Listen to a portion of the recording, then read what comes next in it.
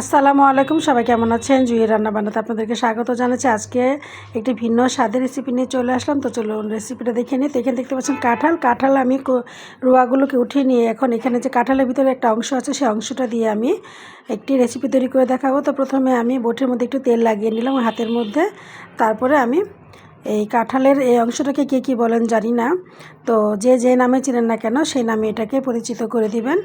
তো এইটাকে আমি খোসা ছাড়িয়ে নিলাম একটু। তারপর এখন মাঝখান দিয়ে টুকরো করে আমি একটু চাকচাক করে কেটে নিব এই কাঁঠালের ভিতরের অংশটাকে। এই তো দেখতে পাচ্ছেন আমি কীভাবে কেটে নিচ্ছি। তো এইভাবে আমি কেটে নিব। কেটে নিয়ে তারপর ভালোভাবে ধুয়ে পরিষ্কার করে আমি এটাকে সেদ্ধ করতে চলে যাব। এতে বেশ কাটা হয়ে গিয়েছে, দেখতে পাচ্ছেন। এভাবে আমি কেটে নিয়েছি। তো কাঁঠালের ভিতরে অংশ দিয়ে যে এত মজাদার একটি রেসিপি তৈরি করা যায় তা আমি আগে কখনো জানতাম না। প্রথমে আমি এটা তৈরি করেছি। তো ধুয়ে একটি হাঁড়িতে বসিয়ে দিলাম, সামান্য একটু পানি দিয়ে আর একটু লবণ দিয়ে আমি এখন ঢাকনাটা ঢেকে সেদ্ধ করে, আমরা যেভাবে কচু যেভাবে সেদ্ধ করে থাকি সেভাবে আমি এই কাঁঠালের ভিতরে অংশটাকে সেদ্ধ করে নিব। এই তো দেখতে পাচ্ছেন ভিউয়ার্স, সেদ্ধ করা হয়ে গেছে। আমি একটু ব্লাইন্ডারে জারিয়ে নিয়ে নিয়েছি। তা একদম নরম তুলতুলেভাবে আমি সেদ্ধ করে নিয়েছি এই কাঁঠালের ভিতরের অংশটাকে। আর এখানে নিয়েছি আমি খেসারির ডাউল। তো প্রায় 1.5 কাপ পরিমাণ আমি খেসার ডাল নিয়ে নিয়েছি। তো এখানে আপনারা যতটুকু পরিমাণ তৈরি করবেন ততটুকু পরিমাণ নিয়ে নিলে হবে, যার যার মানে পরিমাণ মতো। আর খেসার ডালটাকে আমি ধুয়ে ঘন্টাখানেকের মতো ভিজিয়ে রেখেছিলাম। তো খেসার ডাল এবং এই কাঁঠালের ভিতর অংশটাকে এখন আমি ভালোভাবে ব্লেন্ড করে নিব, আমরা যেভাবে বড়া বা পেঁয়াজ তৈরি করে থাকি। তো এই তো ব্লেন্ড করা হয়ে গিয়েছে, বেশ দেখতে পাচ্ছেন। কোনো রকম পানি ছাড়াই কিন্তু আমি ব্লেন্ড করে নিয়েছি। তো এখন আমি এগুলোকে একটি বাটিতে নিয়ে নিব। তো আমার আজকে এই কাঁঠালের ভিতরের অংশটা দিয়ে যদি আপনাদের যে রেসিপিটা দেখাবো সেটা ভালো লাগে তাহলে অবশ্যই লাইক দিয়ে যাবেন, এবং যারা আমার চ্যানেলকে একদমই নতুন দেখছেন তারা অবশ্যই একটি সাবস্ক্রাইব করে যাবেন ভালো লাগলো রেসিপি। তো প্রথমে আমি পেঁয়াজ কুচি দিয়ে দিলাম, আদা বাটা, রসুন বাটা, কাঁচামরিচ কুচি, স্বাদমতো লবণ, জিরার গুঁড়া, হলুদের গুঁড়া, মরিচের গুঁড়া সবই দিয়ে দিব স্বাদ অনুযায়ী। তো বড়া বা পাকোড়া কিন্তু একটু ঝাল ঝাল খেতে ভালো লাগে। তারপর দিয়ে দিলাম ধনিয়া পাতা কুচি। এখন আমি ভালোভাবে এগুলোকে মেখে নিব।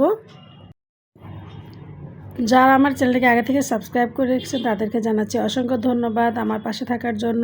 তো এই তো মাখা হয়ে গিয়েছে। তো আমি চুলার মধ্যে আগে থেকে প্যানে তেল গরম করে নিলাম, সয়াবিন তেল। তো এটা সরিষা তেল দিয়েও করা যাবে। তো এখন আমি বড়া আকারে কড়ার মধ্যে দিয়ে দিব। তো এটাকে কিন্তু অনেক সময় ফুলুরিও বলা যায়, মানে অনেকে কিন্তু বড়াটাকে ফুলুরি বলে থাকে, এভাবে ফুলুরি ভেজে থাকে। তো ইচ্ছা করলে এগুলোকে ছোট ছোট ডুবো তেলও পেঁয়াজ আকারে ভাজা যাবে। তো আমি এগুলোকে বড়া বা ফুলুর আকারে ভেজে নিব। তো কয়েকটি আমি দিয়ে দিলাম, দিয়ে চুলা রাসটা কমিয়ে মিনিট খানিক রেখে তারপরে এই বড়াগুলোকে আমি উল্টে দিব। তো 1 মিনিট পরে আমি এগুলোকে এখন উল্টে দিচ্ছি। তো বেশ দেখতে পাচ্ছেন। তো চুলা রাসটা কিন্তু খুব বেশি বাড়ানো যাবে না, তাহলে কিন্তু মানে পুড়ে যাবে প্রথম পিঠটাই। এরকম লাল লাল করে আমি প্রথমে ভেজে নিব অপর পিঠটাকেও। এই তো দেখতে পাচ্ছেন ভিউয়ার্স, আবার আমি উল্টে পাল্টে দিব। উল্টে পাল্টে দিয়ে আমি এগুলোকে চুলা রাসটা কমিয়ে রেখে একদম মচমচা করে ভেজে নিব। তো এই তো ভিউয়ার্স, ফুলুরি বা বড়া যেটা বলো না কেন সেটা কিন্তু এখন আমার ভাজা হয়ে গিয়েছে, দেখতে পাচ্ছেন একদম লাল লাল মচমচে করে আমি ভেজে নিয়েছি। তো অনেককে দেখেছি কাঁঠালের ভিতর অংশটি অনেক ধরনের রেসিপি করে, তাই ভাবলাম যে আমি একটা নতুন একটি রেসিপি দেই, আমার ভিউয়ারদের সাথে শেয়ার করি। এবং এই প্রথম আমি এগুলো বানালাম, আর কখনো আমি এগুলো বানাইনি। তো এগুলোকে এখন আমি উঠিয়ে নিব, উঠিয়ে মানে বাকি বড়াগুলোকে এভাবেই আমি ভেজে নিব, তারপর আমি আপনাদেরকে পরিবেশন করে দেখাবো। তো এই তো আমার ভাজা হয়ে গেছে, আমি উঠিয়ে নিয়েছি।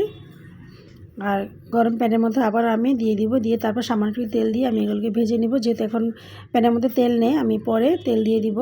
তো এই তো পরিবেশন করতে চলে আসলাম ভিউয়ার্স। সত্যি অসাধারণ একটি বড়া, পেঁয়াজু বা যেটা বলেন না কেন ফুলুরি, খুবই মজা হয়েছে আজকে এই কাঁঠালের ভিতরের অংশটা দিয়ে। এবং খেসারি ডালের সাথে যে মজার রেসিপিটা তৈরি করেছি, অবশ্যই ভালো একটা লাইক দিবেন এবং আমার পাশে থাকবেন আশা করি। আল্লাহ হাফেজ।